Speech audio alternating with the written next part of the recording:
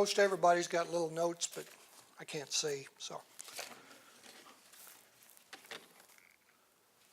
We started the student chapter in 2013, and we had a real advantage over most programs.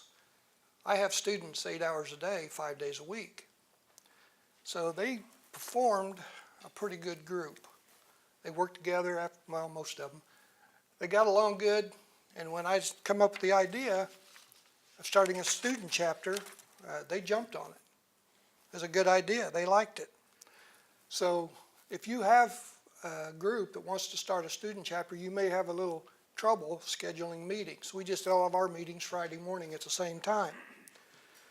You need to find a student who's a good leader, somebody that can talk these other people into doing things that sometimes they don't really want to do, be places they don't really want to be.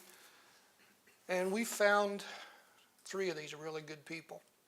And they've led the student chapter. Now, I'm going to get credit for a lot of what they did, but a lot of what they did I didn't really have a whole lot to do with. So we started right away. As soon as we started a chapter, we say we need to do community projects. Well, the first thing we did, somebody dropped this big long pontoon trailer on us that needed to be completely rebuilt. And that was our first big community project.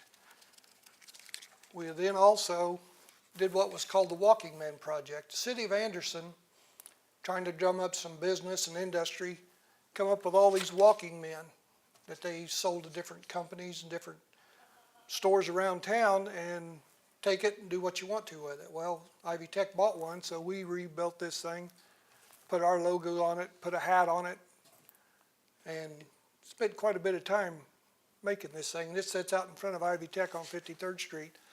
And it's 10 foot tall and weighs quite a bit, so we had a good time working on that project. I go to church with a nice young lady, and she teaches special ed at a high school and grade school in Alexandria, Indiana, and they wanted to build a sensory garden for special need children. And then she wanted to know if I had any students that would be willing to help, spread mulch or do whatever. And I said, sure, fine. And then I took it back to the meeting, and I said, yeah, we'll help. They wanted something, projects built. They needed wind chimes, different things, because some of these special need children, are blind. And some of them can't hear. So they wanted visual aids and different things. And they needed to raise $450 for the simple fact that they wanted to buy plants. They want these students to be able to plant and grow their own flowers and vegetables. So when I asked them, do you want to donate some money? First thing they asked was, how much do they need? And I said, well, totally they want $450. So they immediately donated $450 for that project. And other projects that we've done, we organized and ran 2 student nights for the American Welding Society. We had up to 200 people at each one of them. We fed all these people. We gave away several $1,000s in door prizes. The students went out and gathered the door prizes, went to different industries. When we got there, we demonstrated blacksmithing, we demonstrated the Torchmate, we'd done a lot of welding demonstrations, and we had a really good response from the community about what we did. We had several guest speakers, and almost every one of them said the same thing. We want people to be on time. We want them to be there every day. And we want them to have a little math and a little reading and writing skills. So it's the same thing that we all knew. These are just some of the pictures. Up there in the corner, you can see Nick. He learned how to cook hot dogs. He cooked about 600 hot dogs that one night. Got really good at it. Like I say, we also raised $1,500 for the Indiana Section Scholarship Fund. We bought gifts for needy children. One year, I think we bought enough gifts for 9 children. Everything from toys to coats to shoes to jackets, anything. Ivy Tech built a lot of tabletop trainers. We built the tables for the trainers. We rebuilt a one-of-a-type cast iron tractor wheel for the Frankton Heritage Day Festival. They couldn't find these wheels anywhere. So they brought it over in pieces, said, can you put this together? And as far as I know, it still works. And we built a lot of stuff for Muncie Central Band for their trailers, for storing their instruments and things. And again, we built that old pontoon trailer. And this is all coming through these AWS student chapter section meetings. And then in 2013, they were honored with the National Image of Welding Award. Now, this is stuff that we did, that probably most all of you instructors out here have done the same thing in your community. The only thing is, we're a student chapter.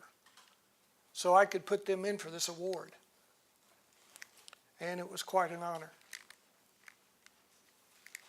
And I had 8 of them. They actually made the trip to Chicago on their own time, their own money, to attend the award ceremony. And I was pretty proud of that. They had a nice turnout. They all had their t-shirts on. So we had a really good time in Chicago last year.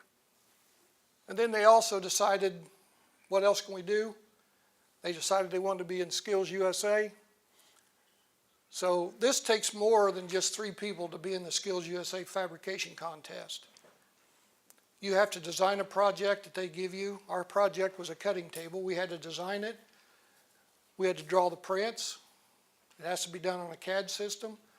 You have to do resumes. You have to do a lot of material that you have to do, and you can't do it with just 3 students. So it became a whole class project. And they went out there and on their first try, they didn't even get finished. They still finished 6th place. I was pretty proud of them. And had another student that went out there as an individual welder.